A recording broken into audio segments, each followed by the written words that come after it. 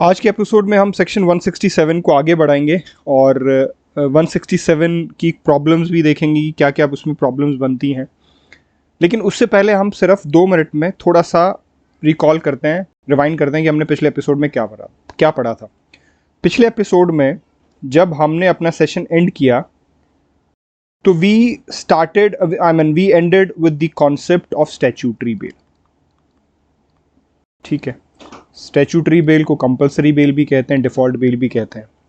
तो ये statutory bell क्या है उसके बारे में हम थोड़ा सा रिकॉल करते हैं, रिवाइंड करते हैं। देखिए, मैंने सिंपली आपको एक बात बोली कि सेक्शन 57 ये कहता है कि 24 घंटे से ज़्यादा आप किसी भी अरेस्टेड पर्सन को पुलिस कस्टडी में नहीं रख सकते। अगर आपको इन्वेस्टिगेशन के लिए उसको 24 घंटे से ज़्यादा अगर आपको ज़रूरत है तो आपको नियरेस्ट जुडिशियल मजिस्ट्रेट की आपको परमिशन लेनी पड़ेगी। ठीक है, तो नियरेस्ट जुडिशियल मजिस्ट्रेट क्या कर सकता है? 15 दिन की कस्टडी वो दे सकता है। वो कस्टडी पुलिस कस्टडी भी हो सकती है और वो कस्टडी जुडिशियल कस्टडी भी हो सकती है। लेकिन उसके बाद सवाल ये उठा कि मान लीजिए 15 दिन के बाद भी अगर वो उस अक्यूज को डिटेंशन में रखना चाहें, either the investigation is not completed, और वो चाहते हैं कि अक्यूज्ड अगर बाहर गया तो वो गवाहों को इन्फ्लुएंस कर सकता है, वो एविडेंस मिटाने की कोशिश कर सकता है, वो भाग सकता है। अगर वो भाग गया तो हम उसको ट्रायल का हिस्सा नहीं बना पाएंगे। तो कुल मिला के वो उसे डिटेन रखना चाहते हैं तो क्या रखा जा सकता है? तो सेक्शन 167(2) हमें ये बताता है कि हाँ जी, रखा जा सकता है। इस 15 दिन के बाद भी रखा जा सकता है, लेकिन उसकी 2 शर्तें हैं। पहली शर्त तो ये है कि वो सिर्फ जुडिशियल कस्टडी में रखा जा सकता है, मतलब 15 दिन के बाद पुलिस कस्टडी अलाउड नहीं है। अगर आप 15 दिन के बाद भी डिटेंशन बढ़ाते हैं तो सिर्फ और सिर्फ जुडिशियल कस्टडी में उसको रखा जा सकता है। पुलिस कस्टडी का खेल खत्म। दूसरा, उन्होंने कहा कि ठीक है, 15 दिन के बाद भी अगर आप डिटेंशन चाहते हैं तो हम दे देते हैं, लेकिन कुछ तो लिमिट लगानी पड़ेगी ना। ऐसा नहीं कि हम उसको मतलब कभी तक दे दें कि ठीक है, आप जब तक रखना चाहें आप रख सकते हैं। ठीक, इस तरीके से नहीं चलता। आपको कुछ टाइम लिमिट सेट करनी पड़ेगी जिसमें आपको ये कहना पड़ेगा चलिए हम समय बढ़ा रहे हैं, लेकिन इससे ज़्यादा समय नहीं बढ़ेगा। और वो कितना समय बढ़ाया उन्होंने 90 डेज और 60 डेज की 2 कैटेगरीज रखी। 90 डेज किन ऑफेंसेस में? उन ऑफेंसेस में जिनकी पनिशमेंट या तो डेथ सेंटेंस हो या लाइफ इम्प्रिजनमेंट हो, या ऐसे ऑफेंसेस जिनकी पनिशमेंट 10 साल से कम ना हो, 10 साल से ज़्यादा जिनकी पनिशमेंट है। और बाकी सब ऑफेंस 60 डेज की कैटेगरी में आ गए। ठीक है, तो उन्होंने कुल मिला के ये 2 कैटेगरीज बना दी। उसके बाद वो ये कहता है भैया, अगर इतना टाइम पीरियड होने के बाद भी, अच्छा ये जो 90 डेज है दैट विल इंक्लूड 15 डेज जो पहले था, तो इट विल बी 15 + 75, और 60 days will include that previous 15 + 45।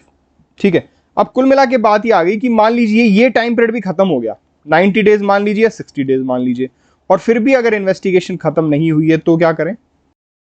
तो सेक्शन 167(2) ये कहता है कि अगर ऐसी स्थिति बन जाती है तो भैया राइट ऑफ बेल बन जाएगा अक्यूज्ड का। अब उसको बेल पर आपको छोड़ना ही छोड़ना पड़ेगा। आप उसको ये राइट डिनाई नहीं कर सकते, और ये राइट इनडिफिजिबल है।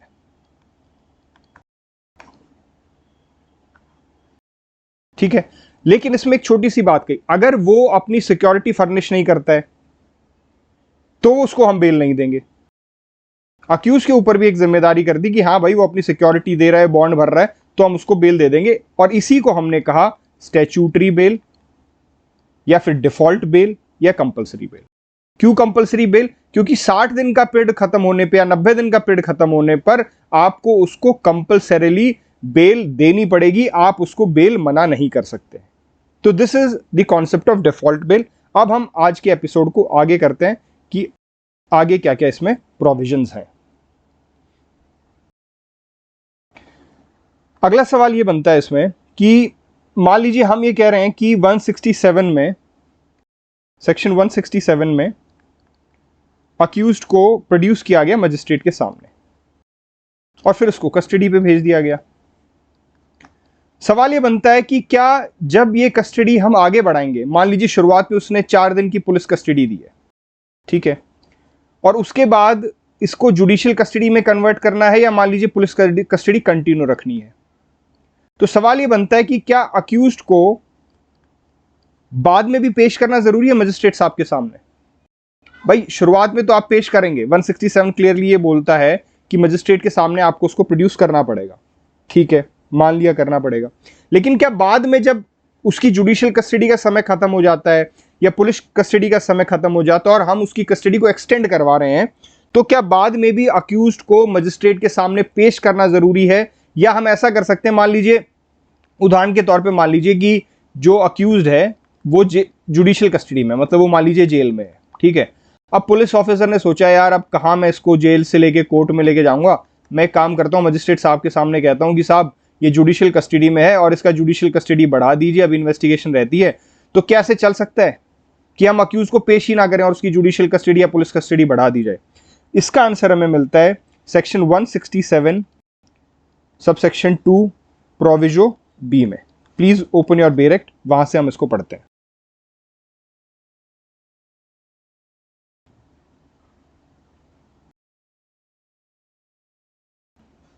देखिए प्रोविजो बी क्या कह रहा है। No magistrate shall authorize detention of the accused in custody of the police under this section unless the accused is produced before him in person for the first time. ठीक है, and subsequently every time till the accused remains in the custody of the police. ठीक है, समझाऊंगा मैं इसको, आप mark कर लीजिए अभी। But the magistrate may extend further detention in judicial custody on production of the accused either in person or through the medium of electronic video linkage. ये सिंपल सी बात ये बोल रहा है कि जब सबसे पहली बार पेश करेंगे, जब सबसे पहली बार आप प्रोड्यूस करते हैं अक्यूज्ड को, तो हमेशा उसकी फिजिकल प्रेजेंस वहां पर जरूरी है। और जब भी आप उसको पुलिस कस्टडी में भेजेंगे तो सिर्फ और सिर्फ तब भेज सकते हैं जब वो फिजिकली वहां पर प्रेजेंट हो। और अगर पुलिस कस्टडी एक्सटेंड करनी है तो भी उसकी फिजिकल प्रेजेंस वहां पर मैंडेटरी है। उदाहरण के तौर पर मान लीजिए अक्यूज को हमने मजिस्ट्रेट साहब के सामने पेश कर दिया, मजिस्ट्रेट साहब ने उसको 4 दिन की पुलिस कस्टडी दे दी। अब 4 दिन खत्म होने के बाद आईओ जो है इन्वेस्टिगेशन ऑफिसर, उन्होंने एक दूसरी एप्लीकेशन लगाई कि जनाब हमें इसकी मान लीजिए 5 दिन के लिए पुलिस कस्टडी अभी और चाहिए, हमें इससे और पूछताछ करनी है, हमें इससे वेपन रिकवर करना है, हमें इससे कॉन्स्पिरेसी एंगल समझना है, कुछ भी करके वो उसकी 5 दिन की कस्टडी पुलिस कस्टडी चाहता है। तो भैया अगर पुलिस कस्टडी का एक्सटेंशन है, इफ पुलिस कस्टडी का एक्सटेंशन है, तो यहां पर अक्यूज्ड को फिजिकली प्रोड्यूस करना पड़ेगा। ठीक है, बेशक ये पुलिस कस्टडी हो या यहां पे जुडिशियल कस्टडी हो, अगर पुलिस कस्टडी दी है तो उसके बाद तो एक बार अक्यूज को पेश करना पड़ेगा। लॉजिक क्या है? सिंपल सा लॉजिक है भाई, अक्यूज पुलिस कस्टडी से आ रहा है तो मजिस्ट्रेट ये सुनिश्चित करना चाह रहा है कि उसके ऊपर किसी भी तरीके का कोई अत्याचार, कोई पुलिस टॉर्चर, किसी भी तरीके की एट्रोसिटी उस पर ना की गई हो। तो इसलिए जब भी पुलिस कस्टडी से वो आएगा तो हमेशा फिजिकली प्रोड्यूस करना है। लेकिन मान लीजिए जुडिशियल कस्टडी थी, दूसरा एग्जांपल लेते हैं, मान लीजिए उसको आपने वो अपीयर हुआ, पहली बार तो देखिए मैंने बोला अपीयर होना जरूरी है, अपीयर उसको जुडिशियल कस्टडी पे भेज दिया 7 डेज। ठीक है, अब 7 दिन के बाद उसकी जुडिशियल कस्टडी आप बढ़वाना चाहते हैं तो आप उसको पर्सनली भी वहां पर फिजिकली भी प्रेजेंट कर सकते हैं और आप उसको वीडियो लिंकेज मतलब वीडियो कॉन्फ्रेंसिंग के माध्यम से भी वहां पर प्रेजेंट कर सकते हैं। ठीक है, अब वीडियो को रोकिएगा, मैं एक सवाल पूछता हूं, सवाल का आप उत्तर देने की कोशिश कीजिए। मेरा सवाल यह है कि मान लीजिए उसको शुरुआत में उसको जेसी दे दी, ठीक है, 7 दिन की जेसी दे दी। अब 7 दिन के बाद पुलिस चाह रही है कि उसको पीसी मिल जाए, पुलिस कस्टडी मिल जाए, तो क्या अक्यूज को पेश करना जरूरी है या वीडियो लिंकेज, वीडियो कॉन्फ्रेंस के लिंकेज से काम चल जाएगा? वीडियो पॉज कीजिए, इसका आंसर सोचिए और फिर come back to the video, मैं इसका आंसर देता हूं आपको। देखिए मैंने यहां पर कहा आपको कि जब भी पुलिस कस्टडी की बात हो, चाहे पुलिस कस्टडी पहली बार ले रहा हो या बाद में ले रहा हो या पुलिस कस्टडी एक्सटेंड करवा रहा हो या पुलिस कस्टडी से आ रहा हो, जब भी पुलिस कस्टडी की बात आएगी तो आपको उसको फिजिकली आपको अक्यूज्ड को पेश करना है। लेकिन अगर सिर्फ जुडिशियल कस्टडी है, पहली बार पेश कर दिया उसके बाद judicial custody to judicial custody है, तो फिजिकल प्रेजेंस की जरूरत नहीं है, आप उसको वीडियो कॉन्फ्रेंस के लिंकेज से प्रोड्यूस कर दीजिए, वीडियो कॉन्फ्रेंसिंग से मजिस्ट्रेट साहब के सामने प्रोड्यूस कर दीजिए, काम चल जाएगा। लेकिन अगर पुलिस कस्टडी यहां पर मांग रहा है तो अक्यूज्ड को यहां पर फिजिकली प्रेजेंट करना है और उसके बाद ही पुलिस कस्टडी मिल सकती है। आई होप दिस इज क्लियर। अब सवाल ये उठता है कि भाई पुलिस कस्टडी के लिए हमें उसको पेश करना है, मान लीजिए फिजिकल प्रेजेंस जरूरी है। आपकी बात मान ली हमने, हम आपकी बात बिल्कुल मानेंगे। ये मान लीजिए फिजिकल प्रेजेंस इज नेसेसरी, ठीक है। अब हम ये कैसे सुनिश्चित करेंगे कि फिजिकल प्रेजेंस हुई थी? भाई कल को मान लीजिए अक्यूज्ड सुपीरियर कोर्ट में जाके ये कह दे कि जनाब ये जो मेरे को कस्टडी पे भेजा है ये इलीगल है। इलीगल इसलिए है क्योंकि जो सेक्शन 167(2) की रिक्वायरमेंट है कि मेरे को फिजिकल प्रेजेंस होनी चाहिए थी वो नहीं हुई, और मेरी प्रेजेंस के बिना ही मुझे पुलिस कस्टडी पे भेज दिया गया। तो अब सुपीरियर कोर्ट कैसे पता कर पाएगा इस बात को? तो इसका जवाब हमें मिलता है एक्सप्लेनेशन 2 ऑफ सेक्शन 167(2). ठीक है, देखते हैं आप क्या कह रहा है ये। निकालिए अपना डायरेक्ट एक्सप्लेनेशन 2 पढ़ते हैं।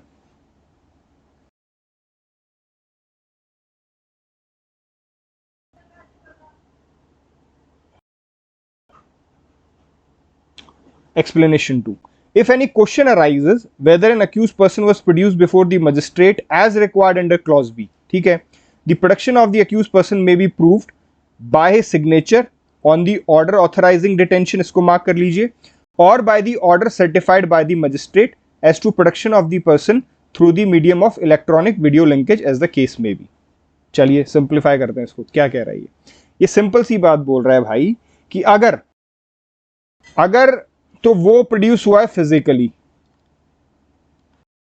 तो उसके सिग्नेचर लिए जाते हैं किस चीज पर? ऑर्डर शीट पर। ऑर्डर शीट क्या होती है? जब भी एक मजिस्ट्रेट ऑर्डर करेगा कि भाई इसको पुलिस कस्टडी पे भेज दीजिए, तो जो ऑर्डर तैयार होगा उस ऑर्डर पर अक्यूज के भी साइन होते हैं, और उस साइन किए हुए ऑर्डर को हम उस केस की फाइल में रख लेते हैं कि कल को अगर ये बात उठे कि भाई अक्यूज फिजिकली प्रेजेंट था भी या नहीं था, तो इस फाइल से इस कागज को निकाल के हम दिखा दें कि देखो जी अक्यूज आया था, ये अक्यूज के साइन रहे, इससे प्रूव और अक्यूज आ रहा था, आया था। दूसरी बात कह रहा है एक्सप्लेनेशन 2 कि अगर मान लीजिए वीडियो लिंकेज से पेश किया गया, क्योंकि 2 ऑप्शन दे रहे थे ना हम, तो भैया सर्टिफाइड बाय द मजिस्ट्रेट, जिस मजिस्ट्रेट के ऑर्डर पर उसे वीडियो लिंकेज से पेश किया गया था उसके सर्टिफाइड ऑर्डर से हम ये बात मान लेंगे कि हाँ उसको वहां पर पेश किया गया था। तो आई होप दिस इज क्लियर। अगर वो फिजिकली प्रेजेंट है तो भैया उसका सिग्नेचर लिया जाएगा ऑर्डर शीट पर, और उस ऑर्डर शीट को हम फाइल में रख लेंगे, बाद में जब भी जरूरत पड़ेगी उसको हम दिखा देंगे। और बाकी केसेस में जब वो वीडियो लिंकेज से आ रहा है तो भाई हम मजिस्ट्रेट साहब का सर्टिफाइड एक ऑर्डर ले लेंगे वहां से कि भैया हाँ जी इसको मैंने ये was produce through the video linkage, वो सर्टिफाई करके मजिस्ट्रेट साहब दे देंगे और वो हमारे पास प्रूफ हो जाएगा। ठीक है, अब आगे चलते हैं। तो अभी तक हम ये देख रहे थे कि जस्ट अ सेकेंड, हाँ जी, हम ये देख रहे थे कि अगर इन्वेस्टिगेशन पूरी नहीं होती है 60 दिन में या 90 दिन में, तो भैया हमें अक्यूज को बेल पर छोड़ना ही छोड़ना पड़ेगा अगर वो बेल ले रहा है तो। ठीक है, आप उसको मना नहीं कर सकते, चाहे वो कितने भी हीनियस ऑफेंस करके आया हो। चाहे मान लीजिए उसने फॉर एग्जांपल, भाई इससे वर्स्ट टू वर्स्ट तो क्या होगा कि he entered into a girls hostel and he raped 4 girls and brutally murdered them. भाई दिस इज तो हद हीनियस ना। या फिर मान लीजिए वो बॉम्ब ब्लास्ट में इन्वॉल्व था। ठीक है, तो जो स्टैट्यूटरी पीरियड है, क्योंकि बॉम्ब ब्लास्ट वाले मामले में मान लीजिए कोई और स्टैट्यूट लग रहा है, आईपीसी का स्टैट्यूट नहीं लग रहा है, तो उसमें ये जो पीरियड है वो बढ़ाकर 180 दिन या 120 दिन इस तरीके से भी हो सकता है। लेकिन कुल मिला के जितना भी पीरियड है वो 60 दिन है या 90 दिन है जो सीआरपीसी ने दे रखा है, और मान लीजिए कोई स्पेशल स्टैट्यूट है और उसमें 180 दिन दे रखा है। तो अभी तक तो हमने ये पढ़ा है कि भाई अगर ये टाइम पीरियड पूरा हो गया और उस टाइम पीरियड के दौरान आपने इन्वेस्टिगेशन खत्म नहीं करी, तो अक्यूज्ड को बेल पर छोड़ना ही छोड़ना पड़ेगा। आप ये नहीं कह सकते कि नहीं भैया मैं इसको नहीं छोड़ूंगा, इसने तो बहुत ही बुरा ऑफेंस किया है, इसने तो इतना हीनियस ऑफेंस किया है कि दुनिया हिल गई, समाज हिल गया। भाई बेशक समाज हिल गया हो, अगर इन्वेस्टिगेशन पूरी नहीं की तो उसका इंडिफेसिबल राइट बनता है, उसको बेल आपको देनी ही देनी पड़ेगी, जिसको हम डिफॉल्ट बेल कह रहे हैं। ये समझ में आ गया हमें। अब 167 एक बात और बोल रहा है। 167 ये कह रहा है कि मान लीजिए समन्स केस है, आई होप आपको याद होगा समन्स केस क्या होता है, वो केसेस, वो ऑफेंसेस जिनमें सजा 2 साल से कम हो। ठीक है जी। अब ऑफेंसेस जिनकी सजा 2 साल से कम है, आप सोचिए कि वो ज्यादा सीरियस या हीनियस ऑफेंसेस नहीं है, वो छोटे मोटे अपराध हैं। तो अगर ऐसे मामले में इन्वेस्टिगेशन अरेस्ट होने के 6 महीने तक भी कंप्लीट नहीं होती है, 6 months from the day he was arrested, तो क्या होगा? तो भैया मजिस्ट्रेट साहब will order of stopping further investigation. मतलब 6 महीने अगर बीत गए हैं तो मजिस्ट्रेट साहब ये कहेंगे भैया बहुत हो गया, अगर 6 महीने में भी छोटे से ऑफेंस में तुम्हारी इन्वेस्टिगेशन खत्म नहीं हो पा रही तो छोड़ो, इस इन्वेस्टिगेशन को बंद करो और अक्यूज को अपने घर जाने दो। ठीक है, तो क्या डिफरेंस है? जो हम बाकी कर रहे थे, जो 60 और 90 डेज का था, उसमें सिर्फ क्या मिल रहा था उसे? बेल का राइट। इन्वेस्टिगेशन चलेगी अभी, उसके बाद आपके ऊपर ट्रायल भी चलेगी, और उसके बाद अगर आपने गड़बड़ की है तो आप कन्विक्ट भी होंगे। लेकिन अगर समन्स केस है और 6 महीने में, देखिए यहां पर 60-90 था, लेकिन यहां पर क्या था? सिर्फ बेल का राइट था। और यहां पर क्या है कि आप इन्वेस्टिगेशन ही रोक दो और इन्वेस्टिगेट नहीं करना आपको, छोड़ो, इन्वेस्टिगेट स्टॉप कर दो, और इन्वेस्टिगेट स्टॉप करेंगे तो भैया अक्यूज को घर जाने दो, हमने केस ही बंद कर दिया। इन्वेस्टिगेट स्टॉप करने का मतलब है कि केस ही बंद कर दिया। कहां पर दी गई है बात? ये बात दी गई है सेक्शन 167(5) में। निकालिए अपना बेरेक्ट और 167(5) पढ़ते हैं। सब सेक्शन 5 मेरे कहने का मतलब है, देखिए क्या कह रही है। If any case triable by magistrate as a summons case, ठीक है, कोई समन्स केस है और मजिस्ट्रेट साहब उसकी ट्रायल कर रहे हैं। ठीक है जी, ये ऐसी चीजें प्रीलिम्स में बहुत पूछी जाती हैं, तो please pay attention. The investigation is not concluded within a period of 6 months from the date on which the accused was arrested. Investigation कितना समय हो गया? 6 महीने from the date on which the accused was arrested.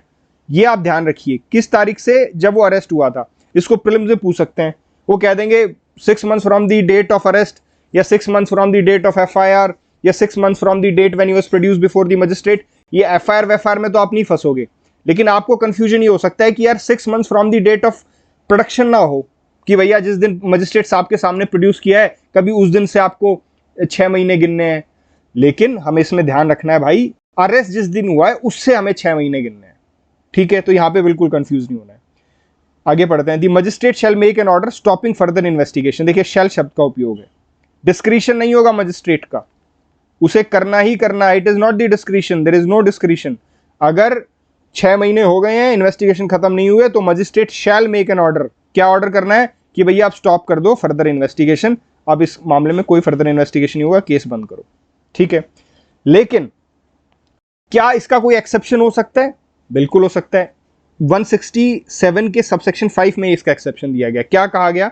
यह कहा गया, unless the officer making the investigation satisfy the magistrate that for some special reasons and the interest of justice the continuation of the investigation beyond the period of 6 months is necessary. क्या मतलब हुआ? अगर जो investigating officer है वो magistrate साहब को satisfy कर देता है, किस चीज को सेटिस्फाई कर देता है?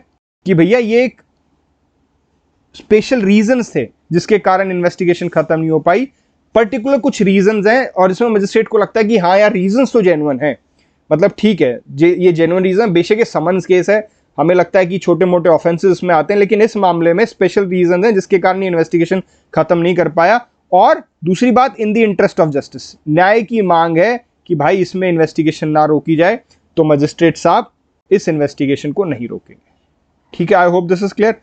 6 month इन्वेस्टिगेशन कंप्लीट नहीं, समन्स केस है, मजिस्ट्रेट साहब इन्वेस्टिगेशन को रोक देंगे, केस को खत्म कर देंगे। लेकिन अगर आईओ साहब आते हैं, मजिस्ट्रेट साहब को बताते हैं कि जनाब सुन तो लो मेरी बात, इस मामले में कुछ और दिक्कत थी, ये स्पेशल रीजन थे, इंटरेस्ट ऑफ जस्टिस ये मांग करता है कि आप इसको ना रोकें, तो मजिस्ट्रेट साहब क्या करेंगे? ठीक है भाई, अगर आप मुझे कन्विंस कर देते हो तो ठीक है, चलो करो इन्वेस्टिगेशन और इसकी जल्दी से आप चार्जशीट और फाइनल रिपोर्ट सबमिट करो।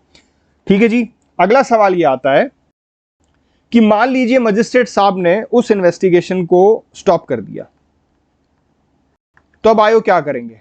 क्या आयोग चुपचाप बैठ जाएगा? लेकिन आयोग को लग रहा है यार गलत किया मजिस्ट्रेट साहब ने मेरी सुनी भी नहीं ढंग से, तो अब आयोग क्या करेंगे वो हमें बताया गया सबसेक्शन 6 में। पढ़ते हैं अब उसको। Where any order stopping further investigation into an offense has been made under subsection 5। ठीक है, कोई ऑर्डर सबसेक्शन 5 में दिया गया है। मार्क कर लीजिए भाई, प्रीलिम्स में बहुत ज्यादा चांस है पूछे जाने के। द सेशन जज, किसके पास पावर है? अब सेशन जज के पास। May if he satisfied on an application made to him और otherwise that further investigation into the offence ought to be made, vacate the order.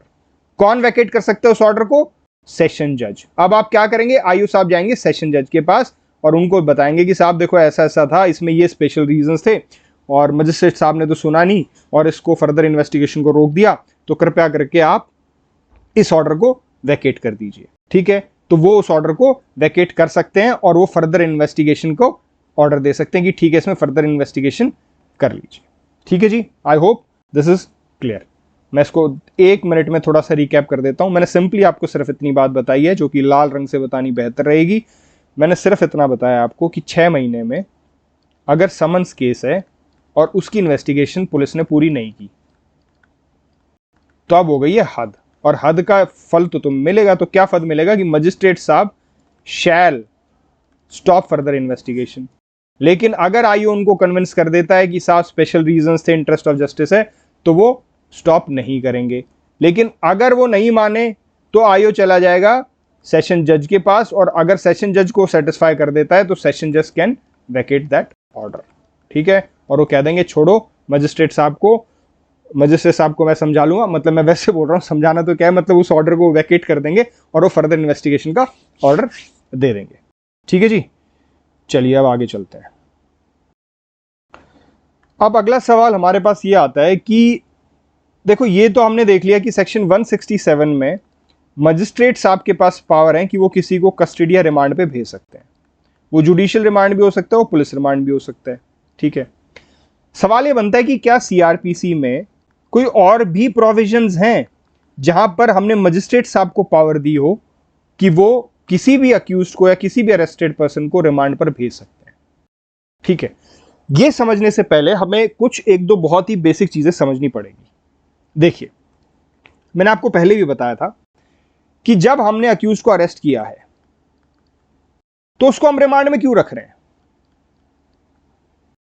भाई सिंपल सा लॉजिक है, उससे पूछताछ करने के लिए, इन्वेस्टिगेशन करने के लिए, यह सुनिश्चित करने के लिए कि वो इन्फ्लुएंस ना करें विटनेसेस को। ठीक है जी, और वो एब्सकॉन्ड ना करें, वो भाग के ना जाएं और उनको ट्रायल का हिस्सा बना लिया जाए। मतलब मान लीजिए वो भाग ही गए तो हम सजा किसको देंगे यार? मान लीजिए वो देश छोड़ के चले जाएं, तो इसलिए हम क्या करते हैं, उनको डिटेंशन में रखते हैं। ठीक है, ये अरेस्ट के दौरान हो गया, लेकिन ये डिटेंशन कब तक चलता है? ये चलता है भैया इन्वेस्टिगेशन तक। और इन्वेस्टिगेशन क्या हुआ कि मान लीजिए पुलिस ने फाइनल रिपोर्ट है जो यहां पर है वो पेश कर दी। ठीक है, तो ये वाली जो पावर है ये हमें मिलती है सेक्शन 167 से। सेक्शन 167 हमें ये पावर देता है, हमें से कहने का मतलब मजिस्ट्रेट साहब को ये पावर देता है। अब 167 की पावर तो भैया यहां पे खत्म हो गई। जैसे ही पुलिस रिपोर्ट वो हुई, 167 की कहानी खत्म। 167 सिर्फ और सिर्फ इन्वेस्टिगेशन स्टेज पे अप्लाई होगा। अब आती है बात कि यार अब मान लीजिए ये पुलिस रिपोर्ट हो गई और पुलिस रिपोर्ट में पुलिस ने ये पाया कि हाँ यार अक्यूज्ड ही, पुलिस की इन्वेस्टिगेशन के अनुसार अक्यूज्ड ही दोषी है, तो अक्यूज्ड के ऊपर अब क्या होगा? मजिस्ट्रेट कॉग्निजेंस लेगा और ट्रायल चलेगी। चलेगी जी बिल्कुल। लेकिन क्या अब हम अक्यूज को छोड़ सकते हैं? बिल्कुल नहीं छोड़ सकते। क्यों भाई? मान लिया इन्वेस्टिगेशन तो पूरी हो गई, तो ये तो रीजन नहीं रहा, लेकिन ये दोनों रीजन तो अभी भी है ना, कि वो इन्फ्लुएंस करेगा गवाहों को जो ट्रायल पे आएंगे और हो सकता है वो भाग जाए। तो अक्यूज को हमें अभी भी अपनी डिटेंशन में रखना पड़ेगा। तो अब हम क्या कर रहे हैं, अब ये स्टेज आ गई है इंक्वायरी की। कॉग्निजेंस लेने के बाद कौन सी स्टेज आती है? इंक्वायरी की। और चार्ज फ्रेम होने के बाद स्टेज आती है ट्रायल की। ठीक है, अब इंक्वायरी की स्टेज पर भी हमें मजिस्ट्रेट को पावर देनी पड़ेगी कि भैया अगर आपको यह लगता है कि यह गड़बड़ हो सकती है तो आप इसको डिटेन रखिए। तो यह पावर हमें कहां दी गई है वो हमें चेक करना है, क्योंकि यह तो क्लियर हुआ, मैंने कहा कि सीआरपीसी में डिटेन करने की, रिमांड पर भेजने की क्या और पावर्स हैं। तो एक तो हमने देख लिया कि 167 में तो है ही है, लेकिन भाई ये पावर्स की जरूरत तो यहां पर भी पड़ेगी ना। 167 तो की कहानी तो यहां पे खत्म, तो यहां पर भी इसकी जरूरत पड़ेगी। अब आ जाइए थोड़ी सी और आगे। अब मान लीजिए ये केस ऐसा है जो कि specially tribal by court of session है। ठीक है, तो कोर्ट ऑफ सेशन में क्या करता है? मजिस्ट्रेट कमिट कर देता है।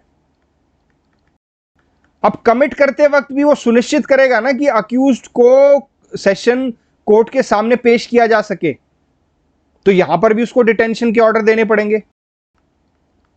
भाई मान लीजिए अब वो कमिट कर रहा है, तो कमिट करने के साथ साथ वो क्या करेगा, जो फाइल है, जो केस है, वो तो भेज देगा कोर्ट ऑफ सेशन में। भाई फाइल तो उसने भेज दी कोर्ट ऑफ सेशन में, और अक्यूज को भेज देगा कहां पर, जेल में, भाई जुडिशियल कस्टडी में। तो ये भी तो पावर ऑफ रिमांड हुई ना, ठीक है। तो यहां पर भी उसको पावर ऑफ रिमांड चाहिए स्टेज पर। तो हमने कुल मिलाकर देखा कि भैया इन्वेस्टिगेशन पे तो 167 आपने दिला दी हमें पावर, इंक्वायरी की स्टेज पर भी हमें उसको डिटेन रखना है तो पावर होनी चाहिए, क्योंकि डिटेन रखने की पावर तो मजिस्ट्रेट को होनी चाहिए, उसे रखना पड़ेगा, नहीं तो वो भाग जाएगा, विटनेसेस को इन्फ्लुएंस करेगा। और जब हम कमिट करते हैं, अब मान लीजिए यहां पर हम उसको छोड़ दें, अरेस्टेड पर्सन को, अक्यूज को हम यहां पे छोड़ दें, तो यहां पर भी तो हमें वही डर रहेगा कि यार ये विटनेसेस को धमकाएगा, उनको हॉस्टाइल करवा देगा, तो यहां पर भी हमें उसे डिटेन रखना पड़ेगा। तो यहां पर कौन सी पावर्स आती हैं वो हमें अब देखते हैं। तो देखिए इस स्टेज पे हो गया 167, इंक्वायरी की स्टेज पर आती है सेक्शन 309 का सबसेक्शन 2, अभी हम पढ़ेंगे। और कमिटल के स्टेज पर अगर आप डिटेंशन में भेज रहे हैं तो आता है 209B, ठीक है। अब सबसे पहले सेक्शन 309 निकालिए बैरेक्ट में।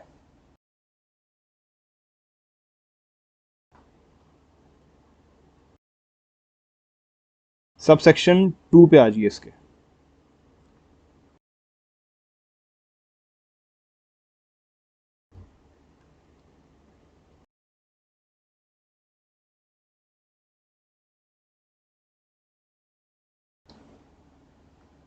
देखिए क्या कह रहा है subsection 2, if the court after taking cognizance, मतलब इंक्वायरी की स्टेज आ गई और commencement of trial, finds it necessary or advisable to postpone the commencement of or adjourn any inquiry or trial, it may from time to time, for reasons to be recorded, postpone or adjourn the same on such term as it thinks fit, for such time as it considers reasonable। ये अपने काम का नहीं है। अब आ जाइए proviso पे, provided that no magistrate shall remand an accused person to custody under this section for a term exceeding 15 days at a time। तो 309 में हमें यह बताया कि भैया मजिस्ट्रेट साहब कॉग्निजेंस की स्टेज पर जब उन्होंने कॉग्निजेंस ले लिया तो अब 167 की पावर नहीं है उनके पास, अब उनके पास पावर आ गई सेक्शन 309 की। और 309 क्या कहता है कि कॉग्निजेंस की स्टेज पर अगर आपको किसी अक्यूज्ड को कस्टडी में भेजना है तो आप उसको कस्टडी में भेज सकते हो, लेकिन मैक्सिमम हर 15 दिन में आपको उसको प्रोड्यूस करना पड़ेगा। 15 दिन से ज्यादा की कस्टडी नहीं होनी चाहिए। क्या कहना चाह रहा है ये कि मान लीजिए आपने उसको भेजा, पहले दिन 15 दिन की कस्टडी में भेजा, फिर उसको पेश किया जाएगा, फिर 15 दिन की कस्टडी, फिर पेश किया जाएगा, तो ऐसे हर 15 दिन में उसको वहां पर प्रोड्यूस किया जाएगा, लेकिन मैक्सिमम जो कस्टडी दे सकते हो 15 दिन की दे सकते हो। ये एक्सटेंड आगे तक हो सकती है जब तक उसको बेल ना मिले, और वो प्रोविजंस हम बेल में पढ़ेंगे, क्योंकि डिफॉल्ट बेल तो यहां पे जा चुका है। क्यों? इन्वेस्टिगेशन कंप्लीट हो चुकी है और फाइनल रिपोर्ट यहां पर पेश हो चुकी है, तो डिफॉल्ट बेल तो मिलेगी नहीं। अब उसे साधारण जो नॉर्मल बेल होती है वो लेनी पड़ेगी, और वो नॉर्मल बेल हम आगे पढ़ेंगे कि वो नॉर्मल बेल किस तरीके से मिलती है। अभी के लिए समझ लीजिए कि जब तक उसको बेल नहीं मिलती है ये 15-15 दिन की कस्टडी उसको आगे बढ़ाते रहेंगे। अब आइए सेक्शन 209 पे।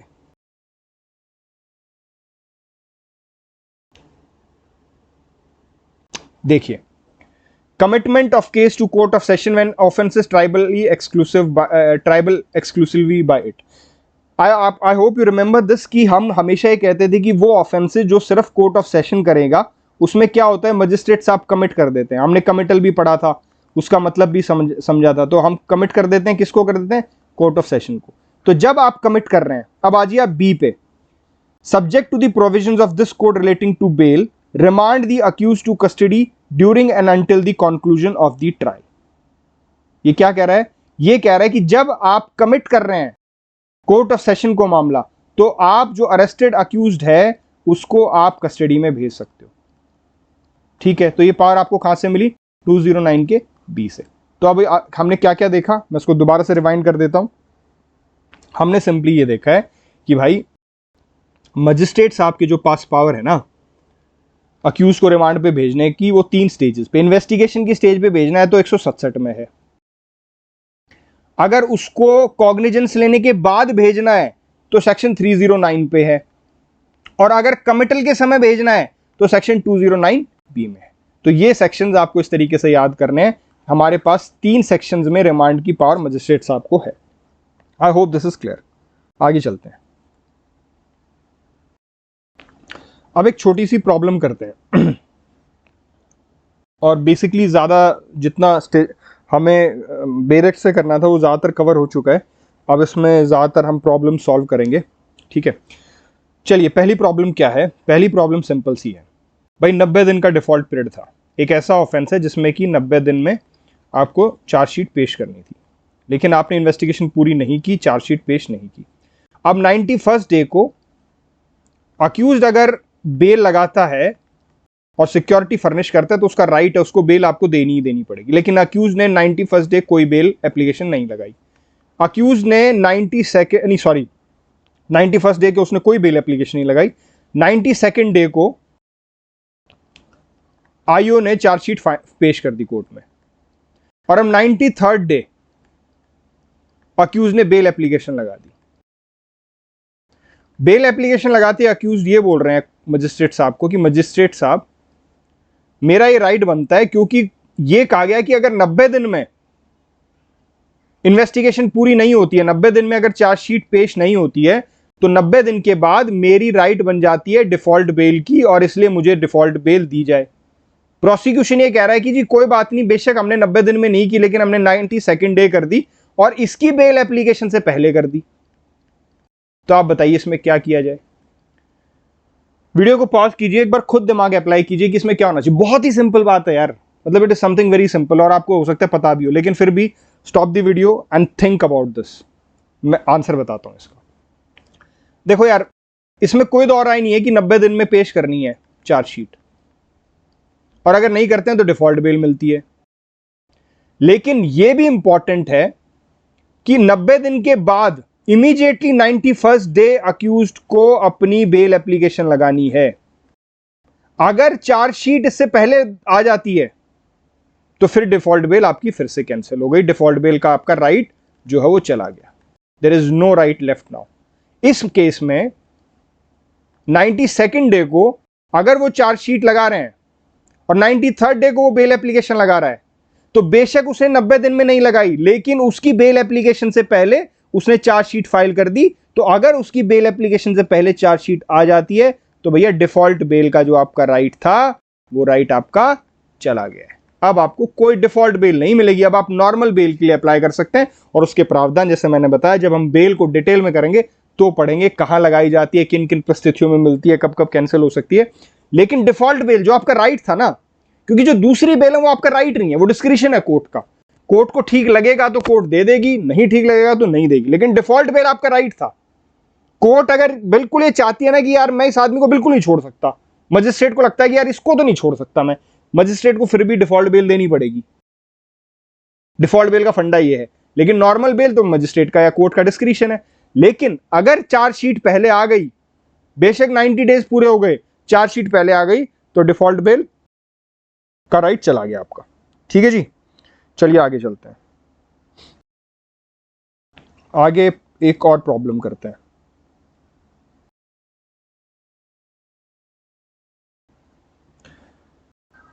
प्रॉब्लम यह है कि मान लीजिए 90 डेज पीरियड था और उसमें चार्जशीट पेश नहीं हुई। अक्यूज ने डिफॉल्ट बेल के लिए अप्लाई किया और उसको डिफॉल्ट बेल, उसका राइट, उसको डिफॉल्ट बेल मिल गई, वो अपने घर चला गया। अब कुछ टाइम के बाद पुलिस ने अपनी चार्जशीट पेश की जिस पर मजिस्ट्रेट ने कॉग्निजेंस ले लिया, और मजिस्ट्रेट ने कॉग्निजेंस लेते वक्त यह नोटिस किया कि यार बहुत ही हीनियस ऑफेंस जो है अक्यूज ने किया है। तो मजिस्ट्रेट को लगा कि यार इतना हीनियस ऑफेंस करने वाला व्यक्ति जिसके ऊपर अक्यूजेशन है उसको बाहर तो नहीं होना चाहिए, उसको डिटेंशन में होना चाहिए। क्योंकि अगर ये इतना हीनियस ऑफेंस कर सकता है तो भैया ये भाग भी सकता है, ये विक्टिम को या आई विटनेस को इन्फ्लुएंस भी कर सकता है, उनको डरा भी धमका सकता है, और वैसे भी सामाजिक रूप से भी मतलब सिर्फ एक एग्जाम्पल के लिए बोल रहा हूं, मजिस्ट्रेट साहब को लगता है कि सामाजिक रूप से भी ऐसा व्यक्ति बाहर नहीं होना चाहिए जिसके ऊपर इतने सीरियस अक्यूजेशंस हैं। वैसे अगर लीगली देखें तो a person is not, I mean a person, यार एक second, a person is innocent till he is prove guilty. ठीक है, आई सॉरी मैं भूल गया था कोट। तो जब तक कि उसका गिल्ट प्रूव नहीं होता तो वो इनोसेंट है। ठीक है, लेकिन मान लीजिए मजिस्ट्रेट साहब को लगता है कि नहीं यार उसको डिटेंशन में लेके आओ, तो मजिस्ट्रेट साहब ने क्या किया, जो उसको डिफॉल्ट बेल मिली थी, मजिस्ट्रेट साहब ने उस डिफॉल्ट बेल को कैंसिल कर दिया और उनको जुडिशियल कस्टडी में भेजने का ऑर्डर कर दिया। तो क्या मजिस्ट्रेट साहब ये ऑर्डर कर सकते हैं, ये सवाल है। वीडियो को रोकिए, अपना फंडा लगाइए, अपना दिमाग लगाइए, जितना हमने अभी तक 167 को पढ़ा है, आपको क्या लगता है कि क्या मजिस्ट्रेट साहब रोक सकते हैं, नहीं रोक सकते? फिर मैं इसका आंसर देता हूं। देखिए, एक सिंपल सी बात है, एक बार जब उसको डिफॉल्ट बेल मिल गई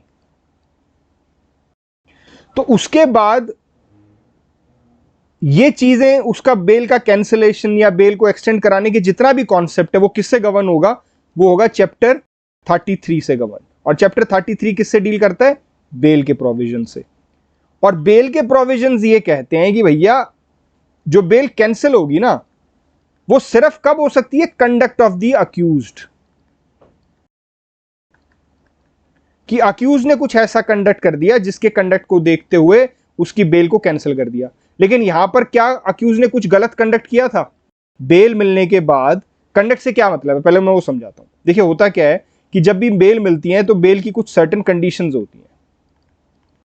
डिफॉल्ट बेल में भी कंडीशंस लगाई जा सकती हैं। अब कंडीशन क्या हो सकती है कि मान लीजिए आप भैया शहर छोड़ के नहीं जाएंगे हमारी परमिशन के बिना, ठीक है, आप यहां नहीं जाएंगे, आप विटनेसेस को इन्फ्लुएंस नहीं करेंगे, आप किसी को डराए धमकाएंगे नहीं, ठीक है, आप किसी भी तरीके के एविडेंसेस को टेम्पर नहीं करेंगे, सारी कंडीशंस थी। ठीक है, अब मान लीजिए अक्यूज इन किसी भी कंडीशन को तोड़ देता है, मान लीजिए वो विटनेस को धमका देता है या शहर के बाहर चला जाता है, कुछ भी कंडीशन जो लगाई गई थी, तो क्या हुआ, अब उसके कंडक्ट के कारण, क्योंकि उसका कंडक्ट ऐसा था कि उसने कंडीशन को वो कर दिया, कंडीशंस को तोड़ दिया, तो उसकी बेल जो है वो कैंसिल हो सकती है। लेकिन इस केस में देखो, क्या उसका कंडक्ट में कुछ प्रॉब्लम थी? कंडक्ट में कोई प्रॉब्लम नहीं थी। वो तो मजिस्ट्रेट साहब को लगा कि यार इतना हीनियस ऑफेंस का अक्यूजेशन है, इसके ऊपर इसको बुला के लाओ, उसको डिटेन करो। कंडक्ट के ऊपर कुछ नहीं था।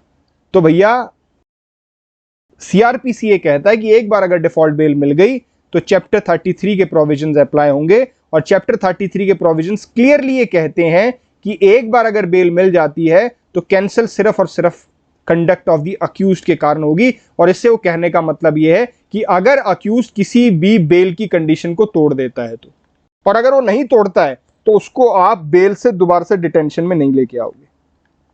जिन कंडीशंस पे आपने उसको बेल दी है, अगर वो उन कंडीशंस का ठीक ठाक पालन करता है, कोई गड़बड़ी उसमें नहीं करता, तो आप उसको दोबारा से डिटेंशन में नहीं लेके आओगे। तो इस प्रॉब्लम में भी दोबारा से अक्यूज को डिटेंशन में नहीं लाया जा सकता, बेशक उसके ऊपर कितना भी हीनियस ऑफेंस का चार्ज, अक्यूजेशन क्यों ना लगा हो।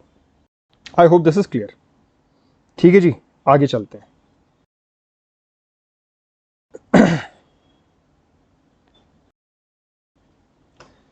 अगला सवाल ये बनता है यार कि एक बार जब डिफॉल्ट पीरियड खत्म हो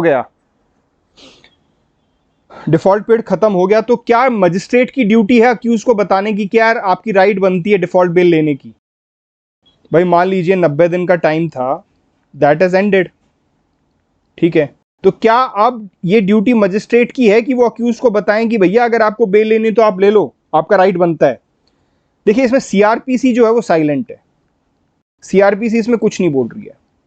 लेकिन हुसैनारा खातून,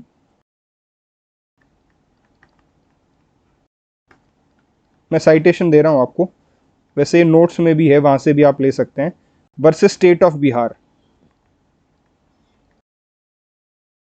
1981 SCC 108। अच्छा मैं इसका फंडा बताता हूं, ये साइटेशन किस तरीके से होती है।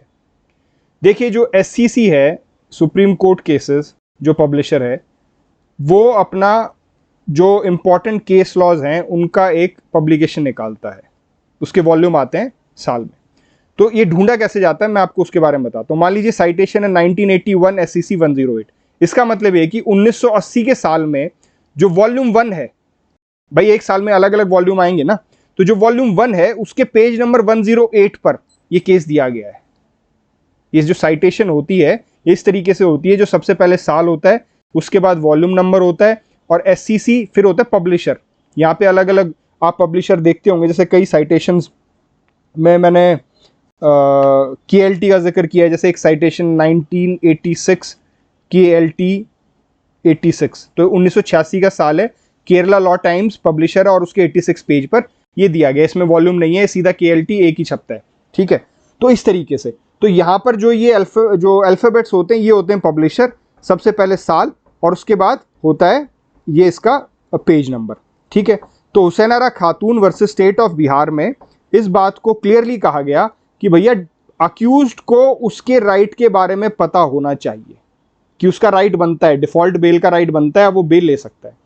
तो अगर पता होना चाहिए तो ड्यूटी किस पे डाली? मजिस्ट्रेट पे, कि भाई मजिस्ट्रेट की ड्यूटी है कि उसको बताए, यू शुड इन्फॉर्म कि dude 90 days are over or 60 days are over, now if you want default bail it is your right, you may apply for the default bail and I'll give you the default bail। और सिर्फ इतना ही नहीं, अगर उसके पास कोई advocate नहीं है defend करने के लिए, उसकी बात रखने के लिए डिफॉल्ट बेल के लिए, तो भैया लीगल एड भी उसे प्रोवाइड कराई जाएगी। ये बात आर्टिकल 22 में भी कही गई है, ठीक है।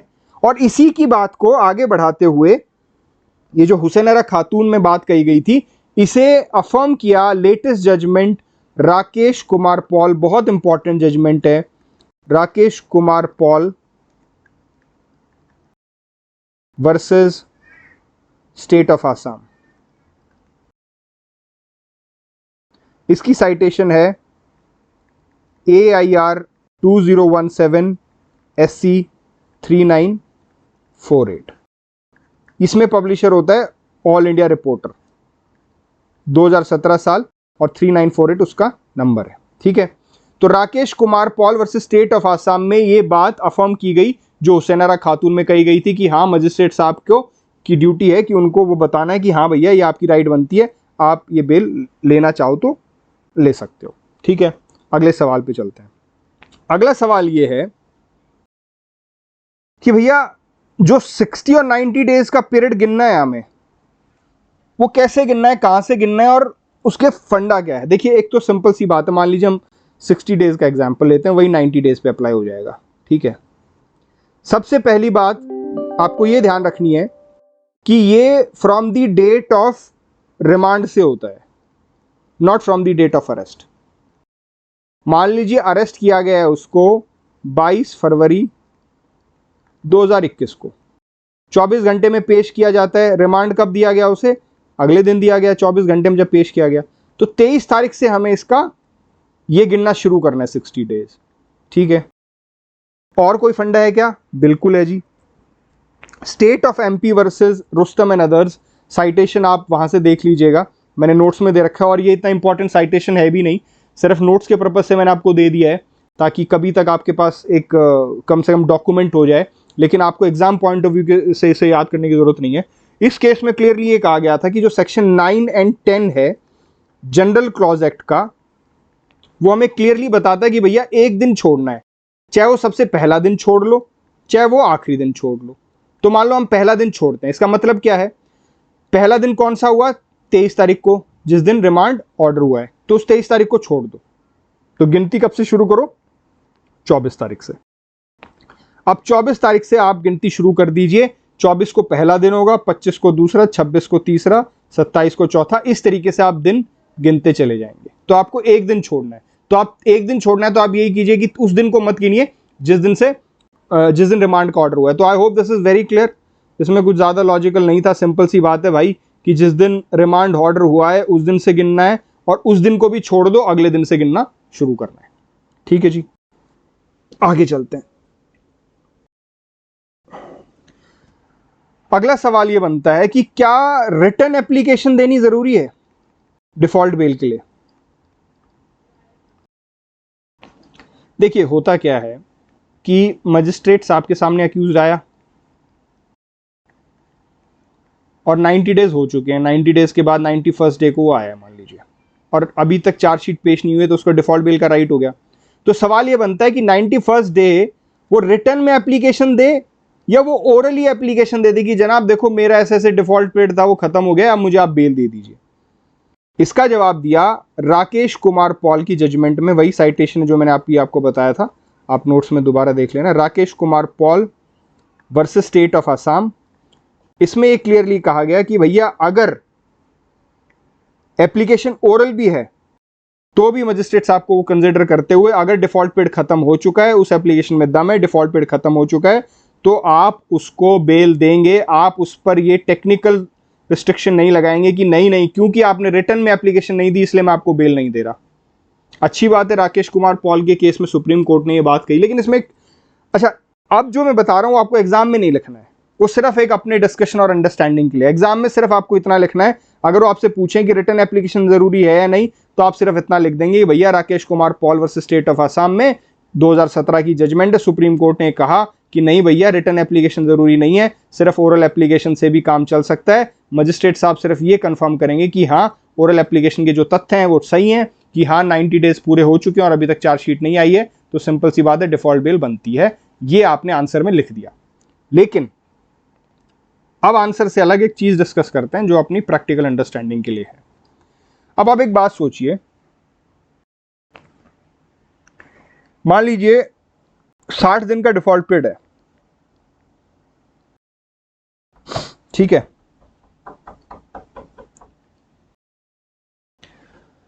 हाँ जी क्या कह रहा था मैं, हाँ ये 60 डेज मान लीजिए डिफॉल्ट पीरियड है। 61st डे को अक्यूज ने एप्लीकेशन लगा दी कि मुझे बेल दे दो भैया, मेरा राइट हो गया, इन्होंने चार्जशीट अभी तक फाइल नहीं की है, और ये मान लीजिए इसने रिटर्न एप्लीकेशन दी है, ठीक है। सिर्फ 1 घंटे के बाद आफ्टर 1 आवर आईओ ने चार्जशीट पेश कर दी। तो जैसे ही आईओ ने चार्जशीट पेश की, अभी तक इस पे ऑर्डर नहीं हुआ था, ये पेंडिंग था, तो मजिस्ट्रेट साहब ने क्या कहा कि भैया चार्जशीट पेश हो गई है, मैं तुम्हें डिफॉल्ट बेल नहीं दे रहा हूं। मजिस्ट्रेट साहब करोगे गड़बड़ वहां पर, तो आप क्या जाएंगे, आप सुपीरियर कोर्ट के पास जाएंगे।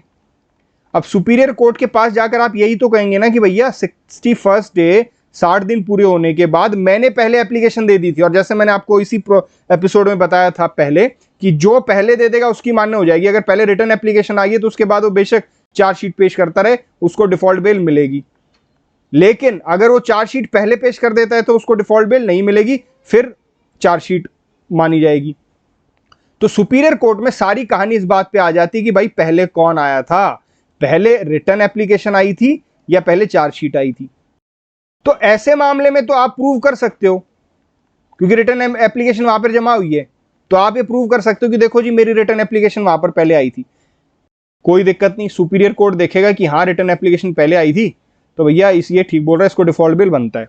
प्रॉब्लम कहां पर आती है, प्रॉब्लम ये आती है अगर हम राकेश कुमार पॉल की जजमेंट को मान लें, जिसमें वो कह रहा है कि ओरल एप्लीकेशन भी मान्य हो सकती है, ओरल एप्लीकेशन में दिक्कत आएगी। ओरल एप्लीकेशन में आप प्रूव कैसे करोगे कि भैया मैंने पहले ओरल अप्लाई कर दिया था। मान लीजिए उसने मुंह जुबानी कह दी कि जनाब मेरे मामले में इन्वेस्टिगेशन को 60 दिन हो गए हैं, आज 61वां दिन है, जनाब मुझे डिफॉल्ट बेल का राइट बनता, मुझे डिफॉल्ट बेल देने का कष्ट करें। अब इससे पहले मजिस्ट्रेट डिफॉल्ट बेल देते 1 घंटे बाद उसने चार्जशीट पेश कर दी। अब आप प्रूव कैसे करोगे कि भैया ओरल एप्लीकेशन दी थी मैंने? भाई 2 ही तरीके हैं प्रूव करने के, या तो जो मजिस्ट्रेट साहब हैं वो एक एक चीज नोट कर रहे हो, एंट्री कर रहे हो कि हाँ इतने बजे इसने मुझे ओरल एप्लीकेशन दी, भाई या तो मजिस्ट्रेट साहब इतने उससे तरीके से काम कर रहे हो, ऑनेस्टली वो सब कुछ रिकॉर्ड कर रहे हो जो भी कोर्ट के सामने हुआ इस समय हुआ है, या फिर प्रोसिक्यूशन का जो लॉयर है वो मान ले कि हाँ जनाब इसने ओरल एप्लीकेशन पहले दे दी थी।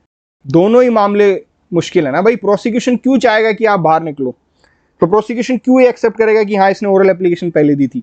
ऐसे ही इस बात के भी काफी कम चांस है ना कि प्रेजाइडिंग जो मजिस्ट्रेट हैं वो हर चीज नोट कर रहे हो, हर चीज का टाइम लिख रहे हो, वो भी मुश्किल है।